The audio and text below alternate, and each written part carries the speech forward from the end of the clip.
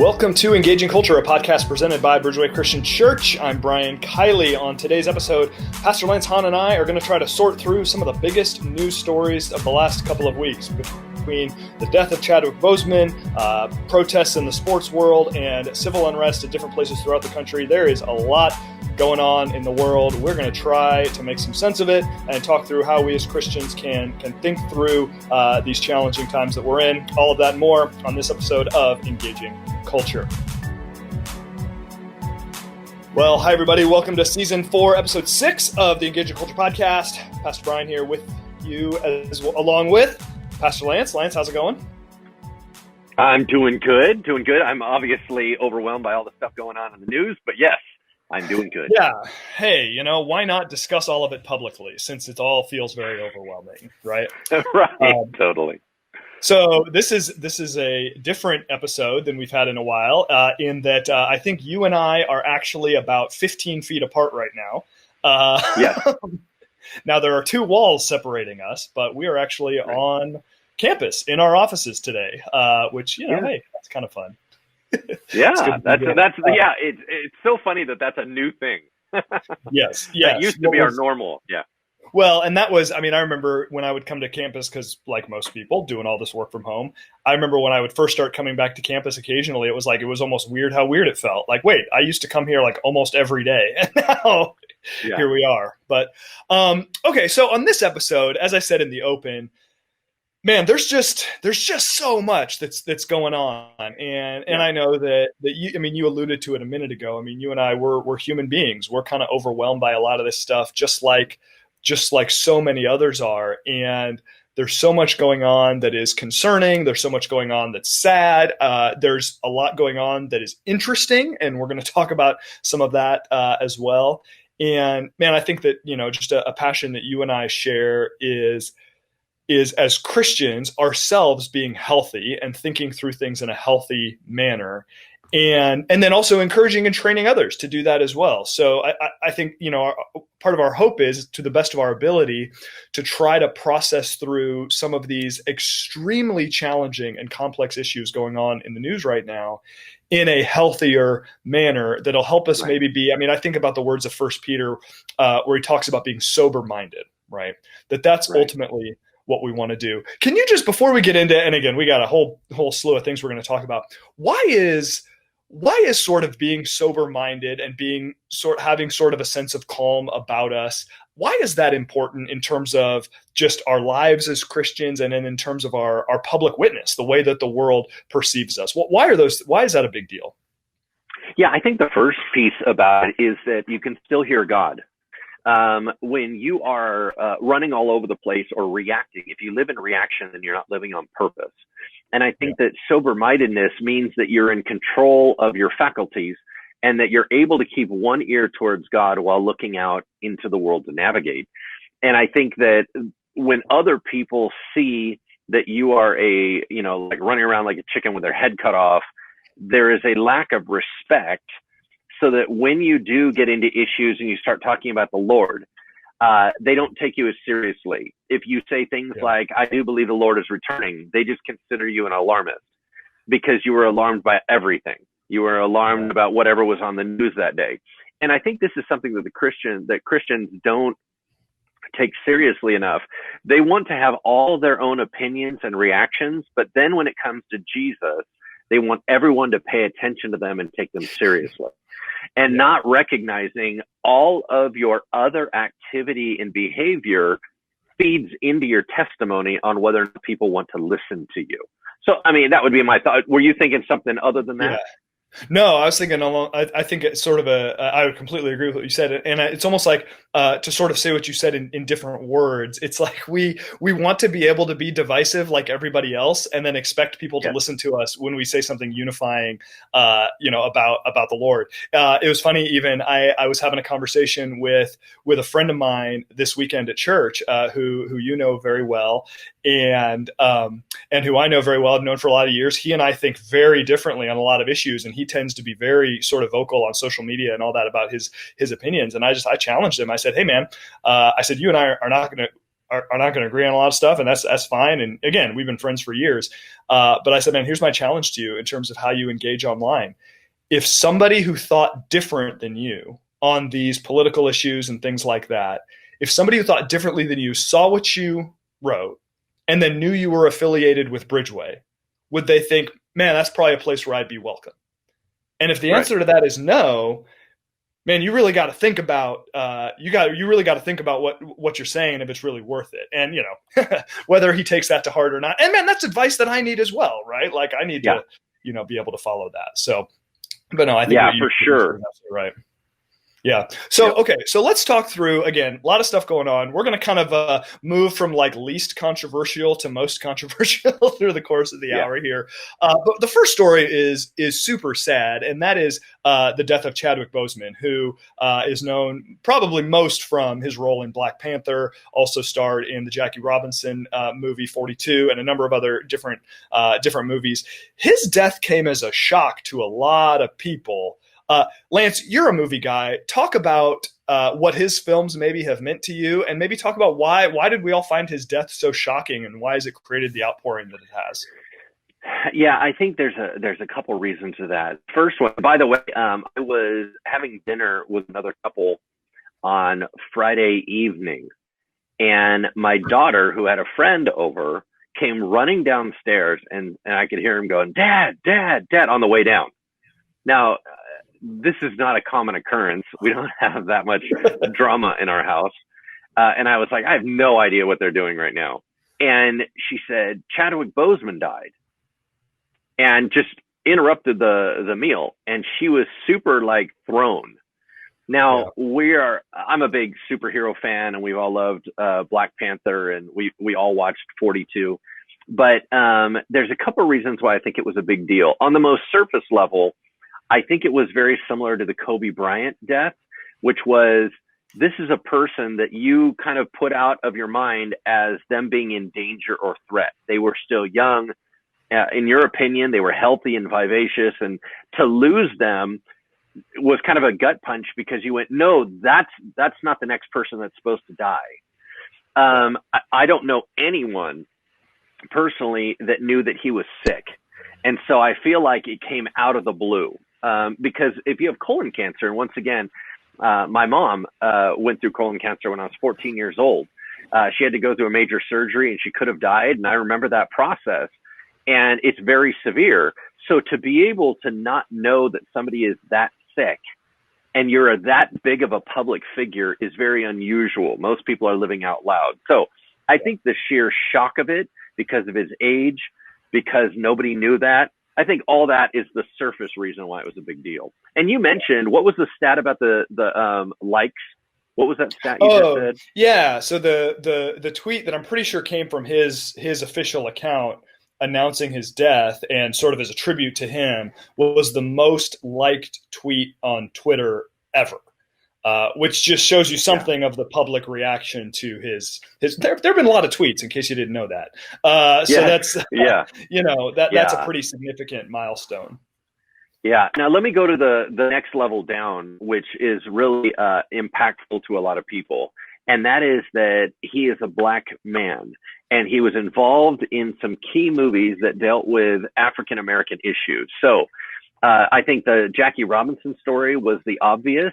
I don't know if you did not see the movie Black Panther, because you're not really a superhero person, or that's just kind of dumb to you.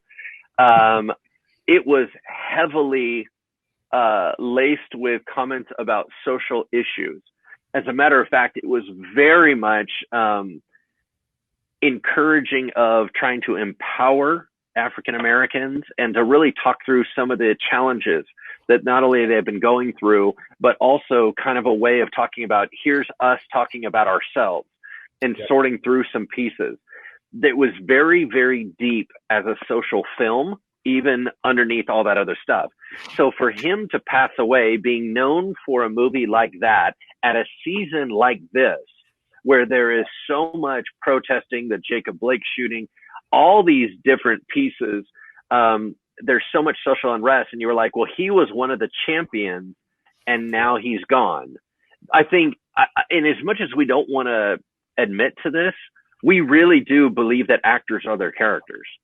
Like I literally would trust Harrison Ford as the president of the United States because he was on Air Force One. He survived Air Force One. He's already done it, and he survived an assassination attempt, so we should trust him.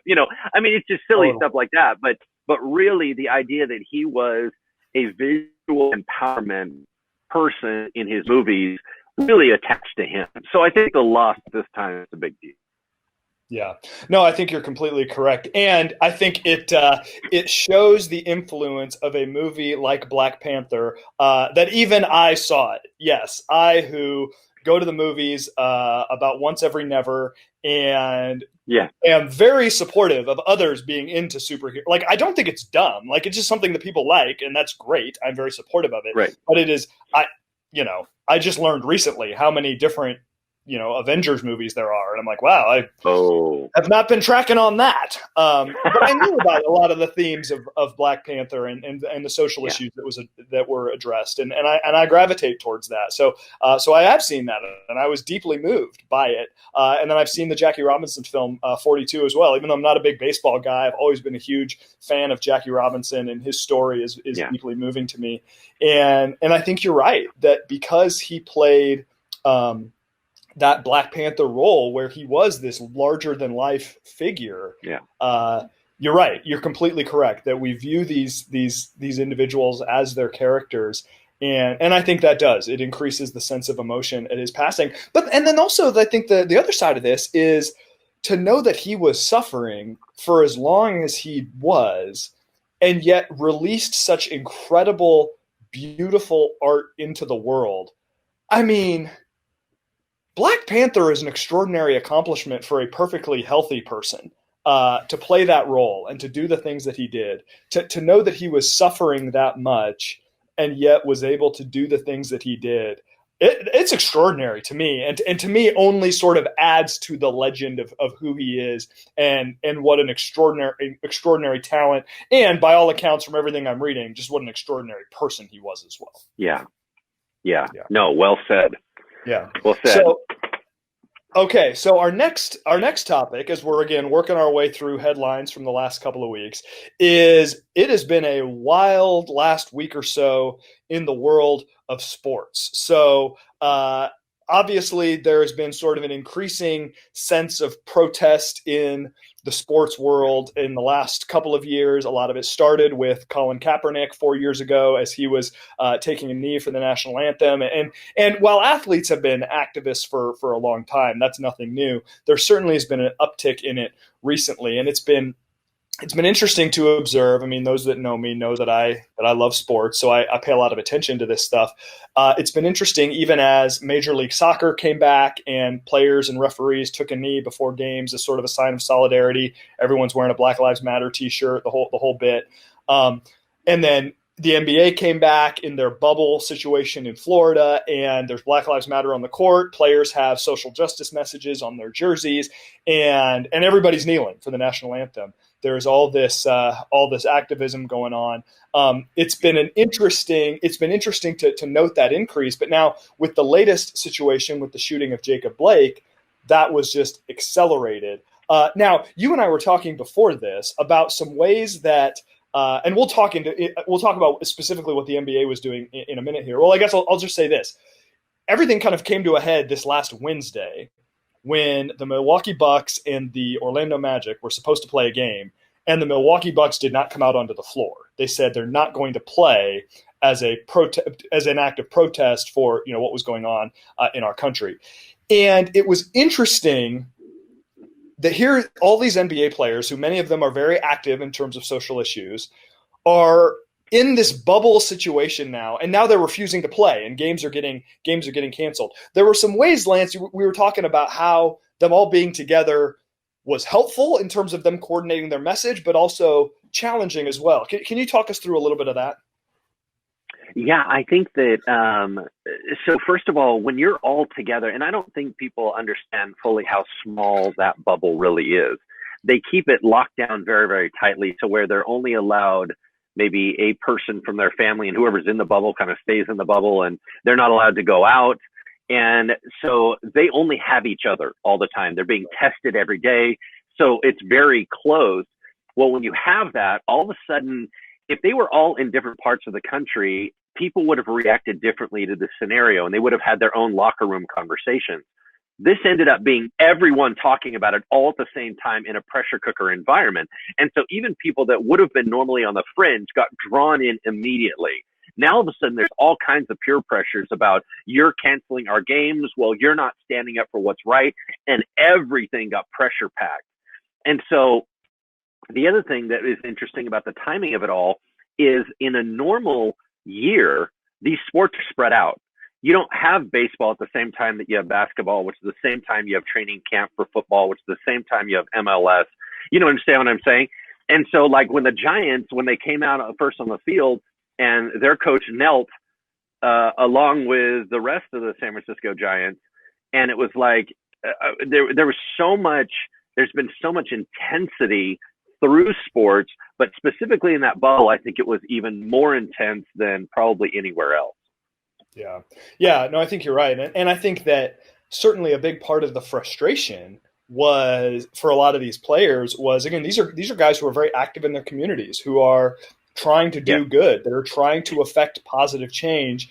And they're going, man, I can't, like, I think it's a different situation if on off days between games, which I get it, it's the playoffs and it might seem crazy that they would even be doing this. But if on off days, these guys are working at, to promote voter registration and these causes that they're so passionate about, if they're actually on the ground in their communities doing these things, but instead they're like, well, I'm stuck here in Disney World with my Nintendo Switch and a foosball table. Like, I think that increased the sense of frustration that these guys are going, man, I can't even do anything. I can't actually affect change. And I have to assume that only heightened their level of frustration to go, you know what, listen, these things are happening in our world and we need to do something. And the best thing we feel like we can do is step off the court right now and not go out there. Yeah, and there's a couple of things I don't think everybody recognizes. One of them is that being an athlete that's paid that much comes with some unusual baggage. And one of those things is there's an expectation that because you're publicly rich, now there's a lot of people that are rich and not everybody knows they're rich. Then there's people who are touted as being rich. They receive constant onslaughts of demands that they're constantly being told, you have to use your money this way and you have to do this in the public. So they're actually encouraged to do things in the public. That gets them looped into this idea of I'm going to do activism in my area. Then they start caring about their area really deeply. Well, then all of a sudden now a bunch of stuff was going on and they were not at home. And that allowed them to feel kind of impotent to be able to bring change. And then all of a sudden they were able to impact that. And then anyway, I totally forgot my other point. This went right out of my head. Okay. Well, hey, there you go. Well, and I think it's interesting to see the extent to which the sports world has embraced a lot of the social justice challenges of our time. And, you made an important point where you said normally these sports aren't all going on at the same time. But it is significant to me that all of these players and all of these coaches and all of these different sports are actively promoting Black Lives Matter, or you've got, last night I just caught the very end. I like tennis. I'm a former tennis player, and the U.S. Open just started, and caught the end of a match. And the winning player, they were interviewing her, and she was wearing a mask with Breonna Taylor's name on it. That athletes are really seeking to move these messages forward. And it's important to point out, just real quick, that Black Lives Matter, the organization, is different than Black Lives Matter, the movement. Black Lives Matter, the organization, I'm sure I don't know that there'd be any point to this, but you and I could do a podcast talking about many problems with the organization. So we're not endorsing that. But the movement that is seeking, positive social change, that's different. And I'll tell you one thing that I appreciate as a sports fan, and then more importantly, as a sports fan who is a dad who watches sports with his kids, is I will preface this by saying I have no illusions about all of these athletes just being saints in every walk of life, right? Um, but I try to highlight for my kids and point out to Yeah. them athletes who are doing positive things, Yes. athletes who are seeking to use their platform for good. And so I'll do that even with like a player like a LeBron James, who I don't know his spiritual state. I haven't seen anything that would imply he's a Christian. I don't know. Maybe I'm wrong. But he is somebody who, even though I'm not a fan, I've never been a fan of his teams and I've never rooted for him. He is somebody who, by and large, has used his platform to do a lot of good. But what I also really like to highlight for my kids is Christian athletes who are motivated by their faith to be a part of seeking, social justice and pursuing these causes. Like I look at a guy like Harrison Barnes, who's right here with the Sacramento Kings, who is very outspoken about his faith, talks about the Lord all the time in his interviews, on Instagram, and all of this other stuff. And he's talking about donating money to racial justice causes for every game he plays in the bubble. I think about guys like Aaron Holiday, who he's a basketball player, he's a Christian, and he's a UCLA guy, so he's got a lot of stuff going for him. I think of him and his wife Lauren, I said Aaron. Drew Holiday. Drew Holiday is black. Lauren Holiday is white. They're married, both professional athletes, and how much they've done to speak out for these, justice causes. And then even I point out, my kids know, like they'll watch for athletes who are outspoken about Black Lives Matter and things like that. And they'll point it out and they'll notice it. And I think it's even better to see Christian athletes who are Caucasian, like Kyle Korver, who's a significant NBA player, or Clayton Kershaw, who, again, we don't watch baseball, but he's a star pitcher for the Dodgers. I'm inspired and I'm appreciative of the fact that there are men and women in the sports arena who are saying, because of my faith in Christ, these things matter. That to me is encouraging and is really important. Yeah. A lot of sports don't have a lot of longevity as far as how long you can be in that sport. So for example, football is really short. And then basketball is a little bit longer, along with soccer's pretty rough on that one, unless you're Lionel Messi, right?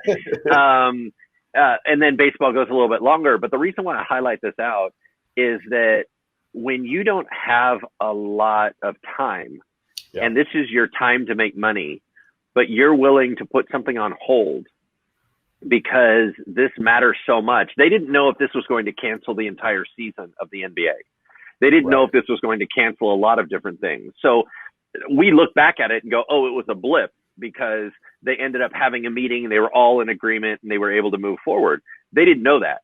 So you have young men in these professional sports, unless it's WNBA, young women, where they're trying to make these huge decisions, and some of them came from extreme poverty, and this was the only time they've made money.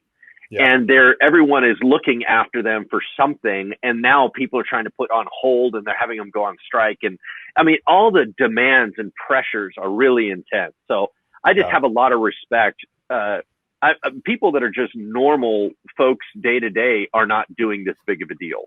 And so I really am proud of whenever somebody puts themselves on the back burner for someone else. To me, that's pretty heroic.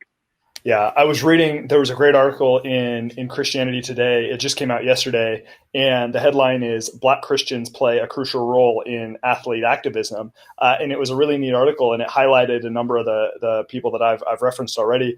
But I do think, to your point, Lance, these folks have a very short window to make a lot of money. And I agree with you that to potentially jeopardize that for the sake of a cause they care about is inspiring to me. And I would even go so far as to say, even if I don't agree with the cause, like the fact that they care enough to sacrifice themselves for it, I might say, man, I think that cause is bogus. I can at least respect the sacrifice that goes into it. Now, in this case, I'm supportive of the cause. But then I think you look, like, it's one thing, you look at a guy like a Steph Curry, who has been, the Warriors are had a down year this year because he and a bunch of guys were hurt. So he's not in the bubble, but he's been very active and he's been very outspoken. Another Christian guy.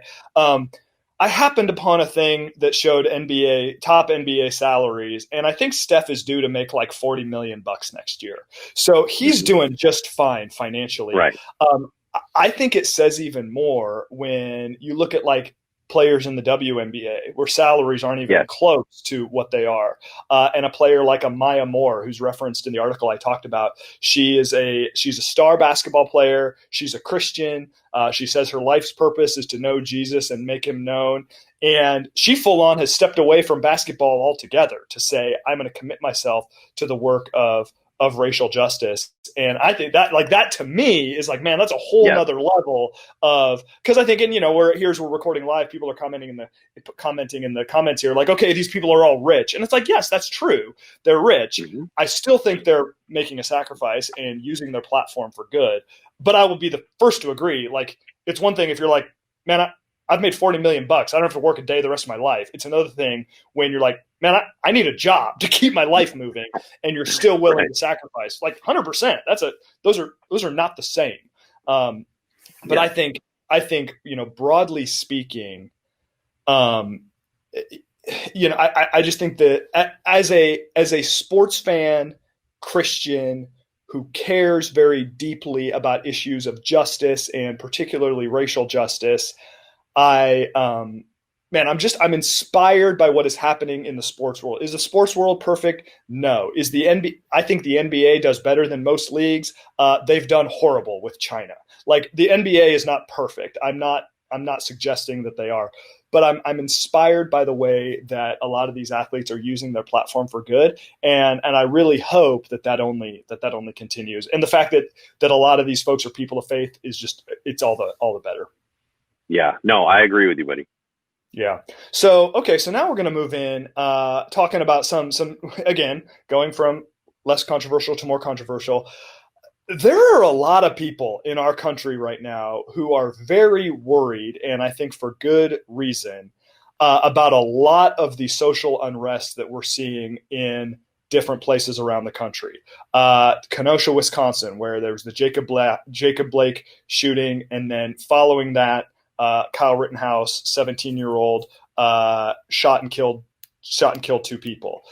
We have Portland, Oregon, where there have been significant protests. There has been looting. There has been vandalism, and then some counter protesting occurred, and a person was shot and killed. This is just a lot, and people are concerned. And can you just maybe I'm going to give you the hard job here, Lance. Can you sort of walk us through a little bit? And I know there are a ton of details of these situations that we don't have. How should we start to think about these things as Christians? And what are some principles maybe that we need to bring into this conversation to try to be, I don't know, people who promote healing and justice as opposed to kind of stoking the division and the anger that we're seeing in our world right now? Yeah. So everybody that is involved in all these situations feels self-justified.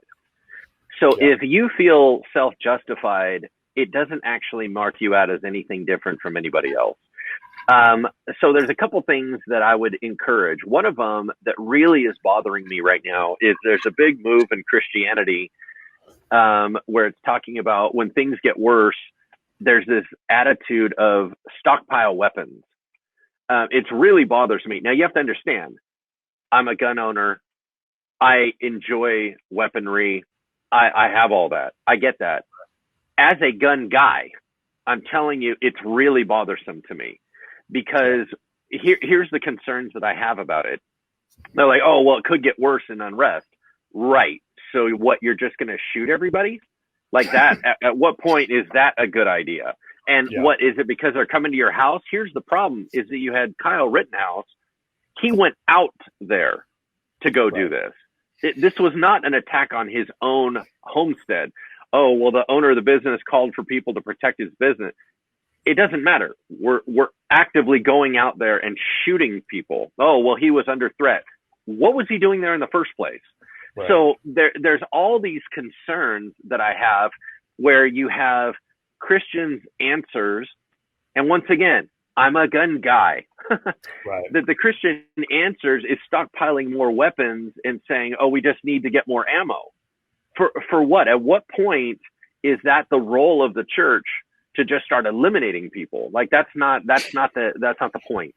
So I want us to begin to think, first of all, if you're watching or listening to inflammatory stuff, it's going to stoke the fire. And you usually do stupid things when you're really, really mad. Why are we allowing things to get us so mad? Are there going to be people that are willing to be activists that are going to take over Portland and take over Seattle and take over Santa Cruz and take over? Yes, there are. Are we supposed to be allowing those actions to make us inappropriate or irresponsible? The answer to that is no, absolutely not. Right. I think that we have a duty to pray. It's interesting. The Bible says, pray for your nation and your leaders that it may go well for you. If things aren't going well for us in America, part of that is on the church to be praying blessing into it. Now, here's the part that needs to be navigated, in my opinion, best. And that is, what we don't need is calm, because calm doesn't bring change. What we don't need is violence, because violence doesn't bring good change. So somewhere in that middle ground, we have to be able to say, we're not just trying to pray for everyone to be calm, because there's certain things that we shouldn't be calm about. In the same way, we can't be constantly okay with stirring the flames. And because when our nation, why should we have to be uncomfortable and nervous about a coming election? I've spent all my life growing up and hearing about other nations I don't want to live in, that have violence and protests over their elections. I would never move there. I don't want my nation to be like that. I don't want America to where every time there's an election cycle, I have to be nervous about whether or not my kids are out on the streets. This is not what we're supposed to be about. And so for the Christians, you have to remember, we're called to be peacemakers. Blessed are the peacemakers. Peacemakers have to create some agitation to calm it down. But ultimately, peace is the goal.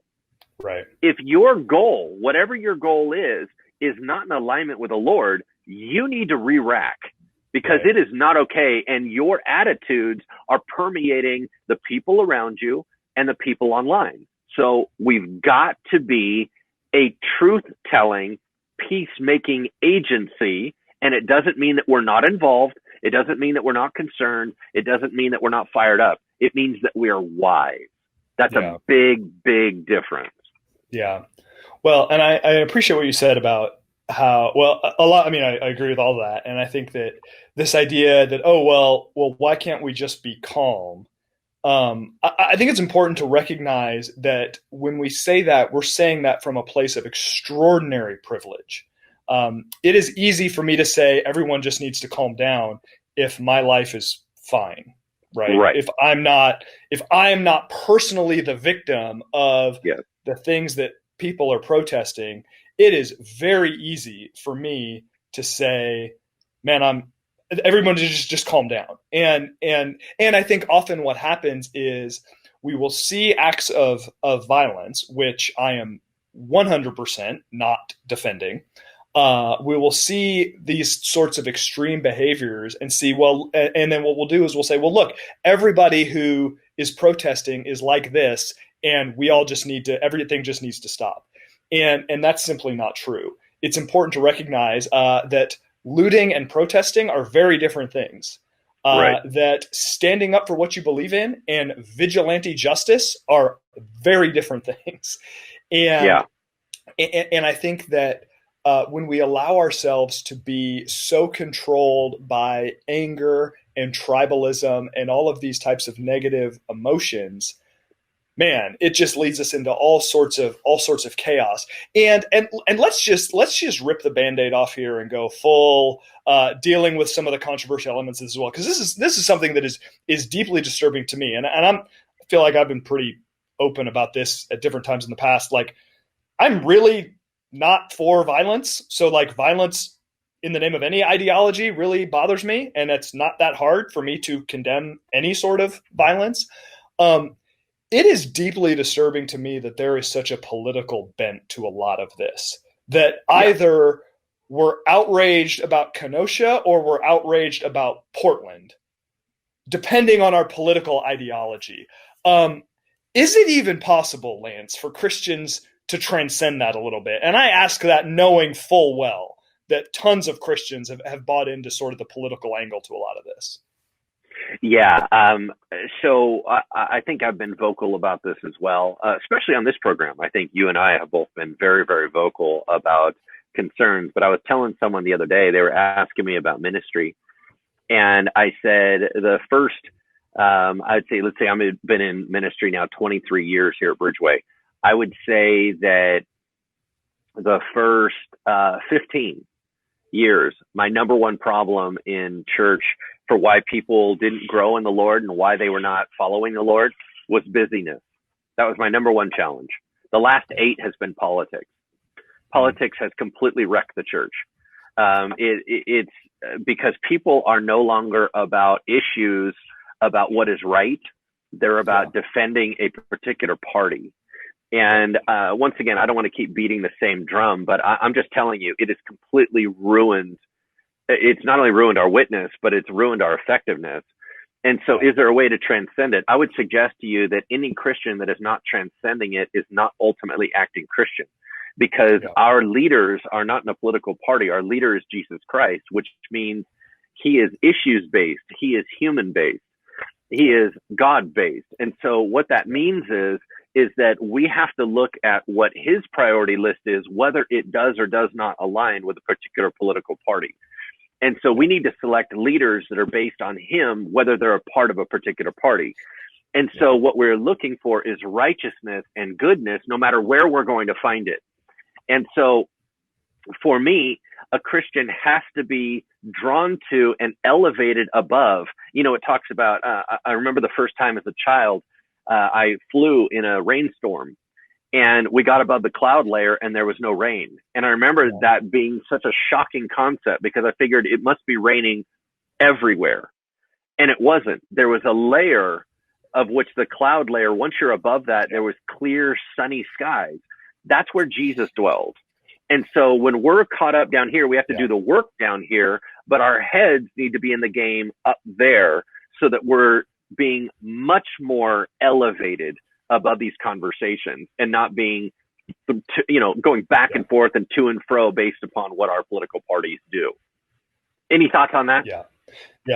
Yeah. No, you're absolutely right. And I think, with that, there are many, many reasons why I think political parties are extremely toxic. And I could bore you forever with all of those reasons. But one that I will highlight that is especially important for Christians is that my overwhelming life experience is that loyalty to a political party breeds inconsistency.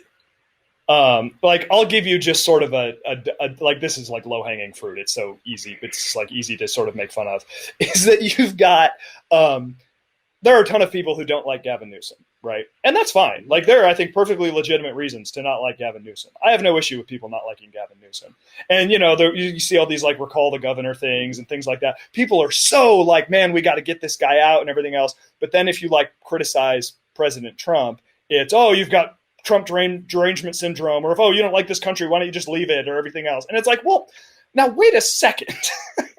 Like I realize most people that like Trump don't like Newsom, and most people that like, you get it. There are very few people that are like, I love both of those guys. But it's amazing to me how you can be so like strongly in favor of, opposing a leader, making all these good reasons why you should oppose the leader. And then if people oppose a leader that you like, your response is not to like rationally deal with the arguments. The response is like, oh, well, you're just un-American and why do you hate the country and, blah, blah, blah, blah, blah. It's like, okay, are you hearing yourself here? Like that is such profound inconsistency. And the world sees that, right? The world sees that and sees our inconsistency. And that reflects, poorly on us when it comes to our faith. And I think as we're dealing with the violence that we're seeing in our country right now, I don't have to choose between believing it was wrong that a a pro-Trump individual who had come into Portland and was part of a group of people shooting paintballs and everything else, I don't have to choose between believing it was wrong that that person was shot and killed and choosing to believe that it was wrong for Kyle Rittenhouse to shoot and kill people in Wisconsin. Like, those were both wrong. Now, there are nuances to those situations. I recognize that. But this sort of violence, whether it is in the name of the far right or the far left or the middle or anything, is highly problematic, is highly destructive.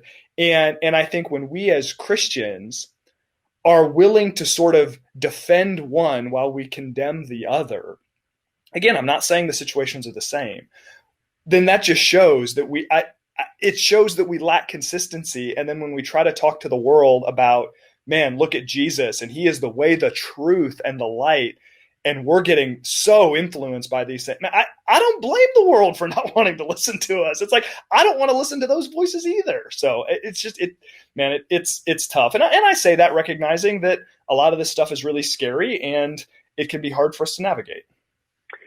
One thing I want to add, and then I want to talk a little bit about the Jacob Blake situation, but one thing I want to add, and this is not in disagreement at all with you, Pastor Brian, it's to make a point. Yep. And it's that I am not as anti-violence as you are. I'm a person that, for example, I am pro-necessary war. I am pro, there's a bunch of different things. I'm pro-military, I'm pro-police and stuff like that. And so in saying that, I'm a guy who understands where appropriate violence is and where other violence is not. And I'm horrified by the actions that are going on in America. So, meaning it's not like I'm just horrified because it happens to be in that subject matter. I'm telling you because there's such a lack of wisdom and there's such a being led by our passions. That's the stuff that just really bothers me. And so I'm so disappointed in how we're operating right now as a nation. And that is as one of those guys. Right. So I want to, once again, if you guys listen to my Thought Revolution with Lance Hahn podcast, I've really kind of dialed into this phrase, the radical middle. Yeah. And I need to talk about something in the case of Jacob Blake that's a bit of a radical middle concept, which is going to draw heat from both sides, and it's also going to bring peace to both sides. But I believe that it is truth. And that is this. The more I'm learning about the Jacob Blake situation, I'm seeing significant errors on both sides. So there's two things that are simultaneously happening. Number one, I'm going to condemn the shooting of it because every evidence that we have right now is a man was shot 7 times in the back. That is going to be unacceptable every time. You can talk to any police officer and they're going to say that is not proper procedure and that officer blew it. Okay. So I'm going to condemn it. And I'm going to condemn the fact that a man is now paralyzed and his life is ruined. I'm also going to condemn the idea that people are not aware of how police officers have to interact and how they have to do their jobs. Mm-hmm. And we ended up having, from the evidence that I've seen, and once again, I could be wrong here, so I need to be very cautious. But from the evidence I've seen, there was an attempted taser. There was a bunch of different things that were going on. And there was a refusal to engage with the officers appropriately. That is going to always make officers do poor things. And it's going to push the scenario. And for the sake of safety in America, I need everyone to look at a bigger picture of what's going on. What is healthy and what is best? I know how you feel in the moment. As an officer, you're going to be really upset. And as someone that's having something perpetrated against them, you're going to be very upset. And I'm not saying that you shouldn't be. What I'm saying is we're throwing out wisdom and care and respect and concern for one another, and it's leaving us wounded. And that can only escalate and cause more wounds. And what I don't want is a more wounded nation. So anyway, I just needed to draw that out by saying, listen, in the place of the radical middle, trying to seek what Jesus would do and trying to seek what would be right for Jesus. Right. I'm seeing errors all over the place here. And I'm going, guys, this is not time to dig in our heels. This is for us to weep over a dramatically horrific scenario. And we need to bring about some changes. Yeah. But what it isn't time for is to use it to make you more angry. I don't think that that's appropriate. Well, and to like you said, it's not a time to dig in our heels and to point out all of the problems with people that aren't like us, and say, man, people like me are in the right, or man, we got to stop this because of all these other types of people. And I think also even the fact, Lance, that you would highlight that there were various wrongs that were committed in the Jacob Blake situation. And we're not saying that all of those wrongs were equal. I'm guessing that you would agree with that statement. No. But at the same time, to recognize, and I think that too often in a lot of our dialogue in our society, we have to decide who was right, who was wrong, and that's it. Right. You take the, you look at what's going on in Portland. Am I pro peaceful protest? Yes. I think given the world we're living in, I am not really supportive of non-socially distanced peaceful protest, but whatever. That's a side point, regardless of the issue. But am I pro peaceful protest? Yes. Am I pro looting and vandalism and violence? Absolutely not. Right. Do I think it was a good idea for this pro-Trump group to get very riled up and drive into Portland and be like, man, we're going to defend our city? No, I don't think that was a good idea. Do I think it was okay for them to shoot paintballs at the protesters? No, I don't. No, that was absolutely unacceptable. Do I think it was okay for somebody to fire a firearm back at them and kill somebody? No, I don't. Am I saying that all of those things are equally wrong? Of course I'm not. But what I'm saying is, man, I want to be somebody who is driven by a desire to see a more peaceful and united world. And I want to say, man, I'm grieved that people are so angry that they're responding in these ways, regardless of what they believe. I'm grieved that these things are happening. And man, I just, for whatever influence I have in the world, I don't want to be somebody who is influencing people towards digging in their heels and throwing metaphorical, verbal, or literal rocks at the other side. Man, I want to say, man, how can we humbly say, how am I part of the problem, and how can I be part of the solution? And to me, that just feels like, I don't know, one of the ways that we as Christians can hopefully be a positive witness in these crazy times.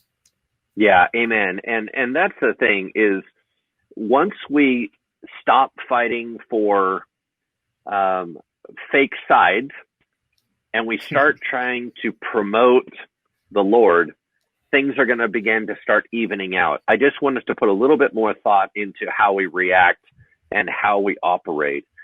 We really should be, this should be our time to shine, you guys, as the church.